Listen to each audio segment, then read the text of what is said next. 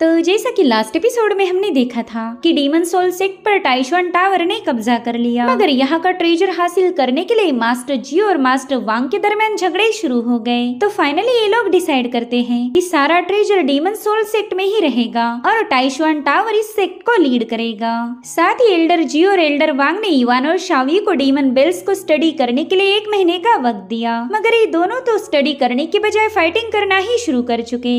अब आगे तो इस एपिसोड की शुरुआत में हमें जियोशियान सेक्ट का मेन हॉल दिखाया गया, जहाँ पर एक बंदी गाने गाते हुए आराम फरमा रही थी और जैसे उसे किसी की आहट सुनाई दी उसने तुरंत ही पोछा मारना शुरू कर दिया। दरअसल सेक्ट मास्टर जियो यहाँ पर पहुँच गई थी और टाइशुआन टावर के मास्टर वांग को अपने सामने देखते साथ ही उसका गुस्सा 7वें आसमान पर पहुँच गया। वो कह रही थी कि तुम्हारी हिम्मत की तो दाद देनी चाहिए, तुम्हें पता है कि मैं तुम्हें खत्म कर सकती हूँ, मगर बार बार मेरे सामने आने की जरूरत दिखाते। तो मास्टर वांग उसे बताने लगे कि जियांग युआन और शावी अभी भी उस चेंबर से बाहर नहीं आए। जब तक मेरा डिसाइपल जियान एकदम सेफली मेरे सामने नहीं आता तब तक मैं तुम्हारा पीछा नहीं छोड़ सकता। मैं अच्छे से जानता हूँ कि तुम किस किस्म के इंसान हो। काफी सालों से मैं तुम पर कड़ी नजर रखे हुए हूँ, इसलिए मैं तुम्हारी हर एक ट्रिक को पहचान सकता। जो सुनते साथ ही मास्टर जियो ने उस पर अपनी सोड रेज कर दी। वो कहती कि मेरी सीनियर सिस्टर की यहीं पर मौत हो गई थी, अगर तुम में जरा भी शर्म है तो दोबारा यहाँ नहीं आओगे। अब जल्दी से यहाँ से दफा हो जाओ, मैं तुम्हारी शक्ल भी देखना पसंद नहीं करती। जिस पर वांग थोड़ी सी इमोशनल होते हुए कहने लगे कि मैं अभी भी उस बोझ को अपने कंधे पर उठाता हूँ। यकीन मानो मैं उस गिल्ट से आजाद नहीं हो पाया, मगर मेरा यकीन करो उस वक्त मेरे पास और कोई चॉइस नहीं थी और ये बात हम दोनों भी अच्छे से जानते हैं। सो गाइस मास्टर वांग की बातों से यही साबित हो रहा था कि इन दोनों का कोई न कोई पास्ट है। जियो थोड़ी सी हेजिटेट करते हुए कहने लगी कि मुझे नहीं पता तुम किस बारे में बात कर रहे हो, हम दोनों तो एक दूसरे को ठीक से जानते भी नहीं, इसलिए ये फालतू की बकवास करना बंद करो। साथ ही साथ उसने अपने सर्वेंट को वहाँ से बाहर जाने का हुक्म दिया। तो बंदी फटाफट से मेन हॉल से बाहर आ गई, मगर वो उतनी ही तेज रफ्तार के साथ दरवाजे के पास जाकर उन दोनों की बातें सुनने लगी। अब वहाँ से तो उसे कोई आवाज नहीं आ रही थी, इसलिए वो फटाफट से छत पर जाकर इन दोनों की बातें सुनने लगी। एल्डर वांग मास्टर जी उसे कहने लगे कि उस वक्त हम दोनों भी मजबूर थे, इसलिए हमें अलग अलग रास्तों को चुनना पड़ा। तो मास्टर जी उन पर चिल्लाते हुए कहने लगी कि तुम सीधे एक असासिन बन गए और इसकी मुझे बिल्कुल भी उम्मीद नहीं थी। मुझे तो ये समझ नहीं आ रहा कि तुम इतने सारे इवल काम करने के बाद राइचसनेस का डंका कैसे बजा सकते। तुमने कई सारे सेक्ट को तबाह कर दिया और अब मेरी जियोशियान सेक्ट के भी पीछे पड़े हो। तो मास्टर वांग कहते कि हाँ मैंने काफी सारे गलत काम किए और मैं जानता हूँ कि तुम उनके लिए कभी मुझे माफ नहीं करोगी। वो बच्चे भी अब बड़े हो गए, मैं तो बिल्कुल नहीं चाहता कि उनकी भी लाइफ मेरे जैसी हो। जिस पर जियो कहने लगी कि वो बच्चे तुम्हारे बिल्कुल नहीं, वो तो तुम्हारे 2 मरे हुए भाइयों के बच्चे हैं। सो गाइस मेरे ख्याल से ये दोनों टाइशुआन टावर के रुआन और शाओ के बारे में बात कर रहे हैं। मास्टर जी उनके सामने शिकायत लगाते हुए कहने लगी कि तुमने हमेशा अपनी फैमिली को ही प्रायोरिटी दी, तुम्हारे लिए तो तुम्हारे भाई ही सबसे ज्यादा इम्पोर्टेंट थे, मेरे लिए तो तुमने कभी कोई एफर्ट्स नहीं लगाए। अब ये सारी बातें सुनने के बाद वो बंदी तुरंत ही अपना इंटेलिजेंस रिपोर्ट लिखना शुरू कर देती है। उसने अपने रिपोर्ट में बता दिया कि टाइशुआन टावर का मास्टर वांग और जियोशियान सेक्ट के मास्टर जियो का चक्कर था। इन दोनों ने न जाने कितने ही सारे हसीन लम्हे एक साथ गुजारे और अभी दोनों एक दूसरे के जानी दुश्मन हैं। जिसके बाद हमें जियोशियान सेक्ट का फॉरबिडन एरिया दिखाया जाता है, जहाँ पर शाओ और वांगी अभी भी पहरा दे रहे थे। इन दोनों की शक्लों से ही पता चल रहा था कि ये लोग यहाँ बैठ कर काफी ज्यादा बोर हो गए। वांगी शाओ को बताने लगी कि 28 दिन तो ऐसे ही बीत गए, अब बस 2 दिनों की बात है और फिर ये दोनों भी सिक्लिजन से बाहर आ जाएंगे। जिस पर शाओ कह रहा था कि मुझे पूरा यकीन है कि मेरा भाई युआन डीमन बेल को अच्छे से स्टडी कर लेगा, उसने दूसरे भी मजे की और स्टडी में भी टॉप किया होगा। और उतने में वही तांगछाप करने वाली सर्वेंट वहाँ पर पहुँच जाती है। वो इन दोनों के लिए खाना लेकर आई थी और उतने में वो सर्वेंट दरवाजे को ब्रेक करने की कोशिश करने लगी। हालांकि शाओ उस पर हमला कर देता है। वो कहने लगा कि शायद तुम डीमन सोल सेक्ट की प्रिजनर हो और यहाँ पर हमसे बदला लेने आई थी, मगर वो बंदी फटाफट से वहाँ से भाग निकली। तो शाओ भी तुरंत ही उसके पीछे रवाना हो जाता है। वहीं पर वांगी भी उनके पीछे जाने लगी। वो शाओ को बता रही थी कि इस बंदी को खत्म मत करना, ये बात तो जाननी पड़ेगी कि उसे यहाँ पर किसने भेजा। वेल इन दोनों के वहाँ से जाने के बाद बैरियर के बाहर कोई नहीं था और उतने में वो बंदी अपनी चूहे के साथ वहाँ पर पहुँच चुकी थी। वो खुद से इम्प्रेस होते हुए कहने लगी कि इन दोनों को बेवकूफ बनाना तो बिल्कुल भी मुश्किल नहीं था, मैंने बड़ी आसानी से इन्हें यहाँ से भगा दिया। और अब हमें फॉरबिडन केव के अंदर का सीन दिखाया जाता है, जहाँ पर युआन और शावी की हालत काफी ज्यादा खराब हो चुकी थी। इन दोनों की आंखों के नीचे बड़े बड़े डार्क सर्कल्स आए थे।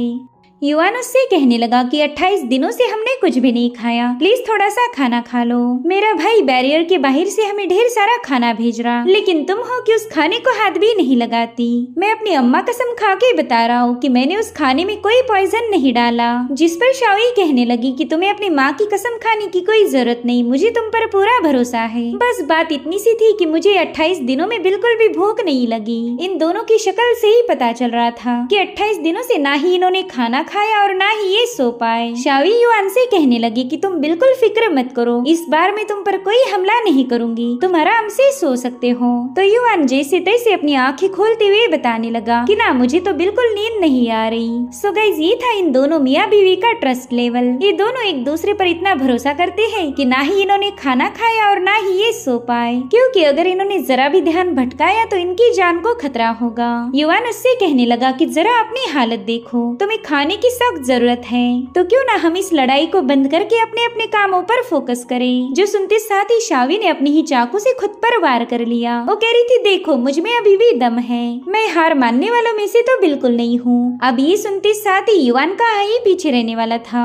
उसने भी अपनी हिडन नाइफ की मदद से खुद पर अटैक करना शुरू कर दिए। वो कह रहा था, देखो मैं कितना ज्यादा इम्प्रेसिव हूँ, मैं भी तुम्हारे सामने हार नहीं मानूंगा। चलो देखा जाए कि हम दोनों में कौन आखिरी तक जिंदा बचेगा। जो भी आखिर तक जिंदा बचेगा वही इस राउंड का विनर होगा। और इस तरह से इन्होंने खुद पर ही वार करना शुरू कर दिए। दरअसल ये राउंड था इंड्योरेंस का, जिसमें ज्यादा दम है वही इस राउंड को जीत पाएगा।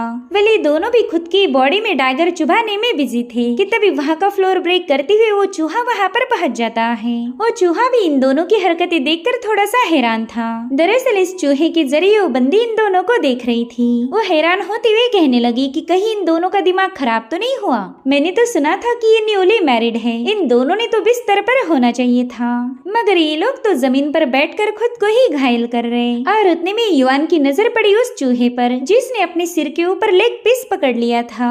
युआन तो हैरान होते हुए कहने लगा कि मैं ऐसा कुदरत का करिश्मा पहली बार देख रहा हूँ, देखो तो यहाँ की ग्राउंड से चिकन का लेग पीस बाहर आ गया। तो शावी कहती हाँ, और उसके साथ साथ एक बन भी आया, मेरे ख्याल से इसमें पॉइजन नहीं होगा। और अब वो तुरंत ही उस बन को ग्रैब करने की कोशिश करने लगी, लेकिन वो बन उसके हाथ नहीं लगता। वेल, ये सब देखकर तो वो बंदी काफी ज्यादा हैरान थी। वो कहती है कि शायद ये दोनों भी काफी दिनों से भूखे प्यासे हैं, इसलिए तो इन्हें चूहे की बजाय लेग पीस और स्टीम बन नजर आ रहा। पता नहीं इन दोनों ने एक दूसरे की ऐसी हालत क्यों की होगी। खैर, इसमें तो मेरा फायदा ही होगा, मैं बड़ी आसानी से अपना काम पूरा कर सकती हूँ। और फिर उस बंदी ने अपनी एनर्जी का इस्तेमाल करते हुए फटाफट से डीमन बेल्स पर कब्जा कर लिया।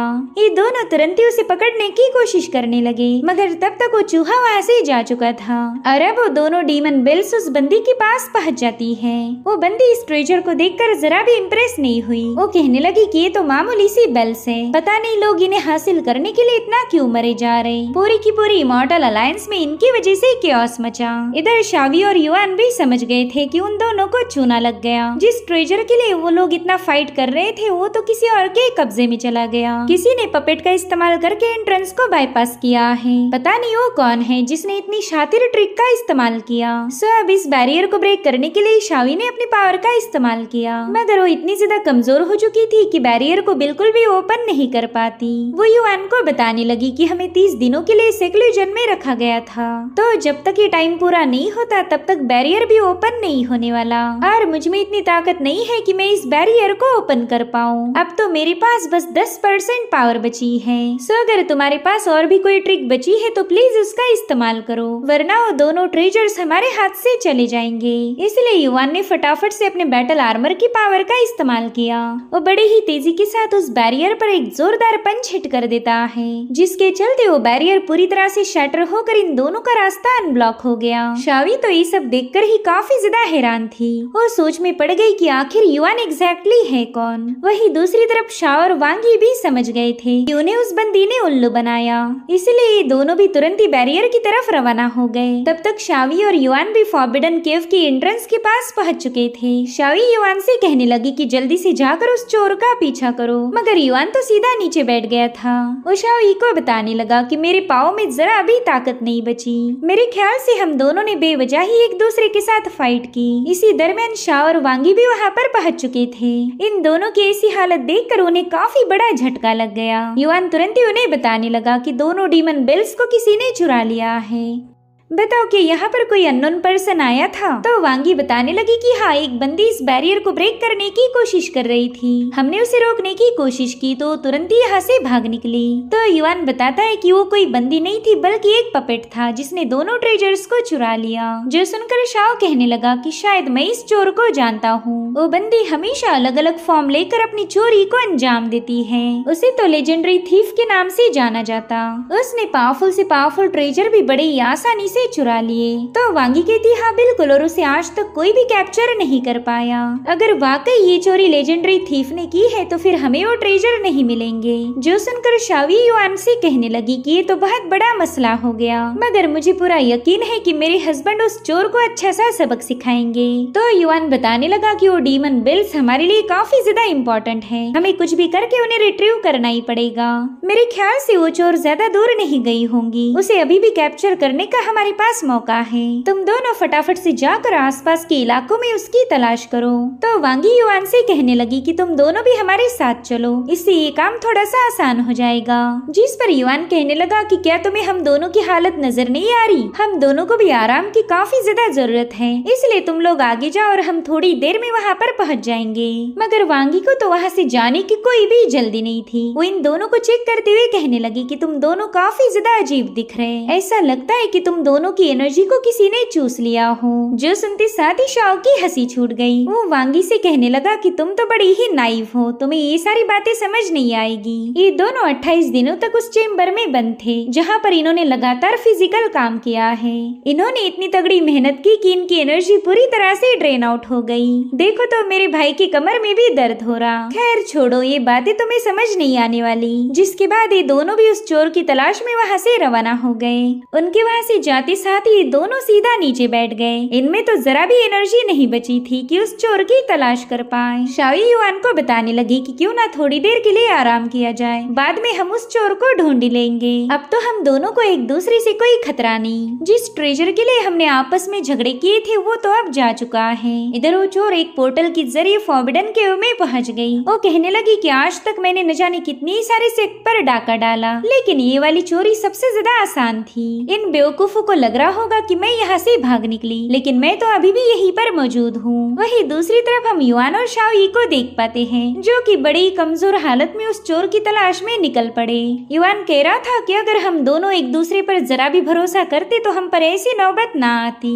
ऐसी हालत में अगर वो चोर हमें मिल भी गई तो भी हम उसका कुछ भी बिगाड़ नहीं सकते, उल्टा वही हमारी धुलाई करके भाग जाएगी। इधर उस चोर ने फैसला लिया था कि वो इसी सेक्ट में बैठकर कल्टीवेट करेगी। उसे पूरा यकीन था कि ये लोग आसपास के इलाकों में उसकी तलाश करेंगे, ना कि अपने ही घर में। वही दूसरी तरफ युआन शावी को बता रहा था कि बस मेरी थोड़ी बहुत पावर रिकवर हो जाए, फिर देखना मैं कैसे उस चोर को दबोच लेता हूँ। और उतने में इन दोनों की नजर पड़ी उस चोर पर, जो कि दोनों डीमन बेल्स लेकर उनके सामने खड़ी थी। वेल, इस बार तो चोर का अंदाजा भी गलत निकला। उसे लगा ही नहीं था कि उसे कोई यहाँ पर ढूंढ पाएगा। ये तीनों लोग एक दूसरे को आमने सामने देखकर काफी ज्यादा शॉक हो गए। और इसी के साथ एपिसोड यहीं पर एंड हो जाता है। Thank you so much for watching. Bye bye, take care.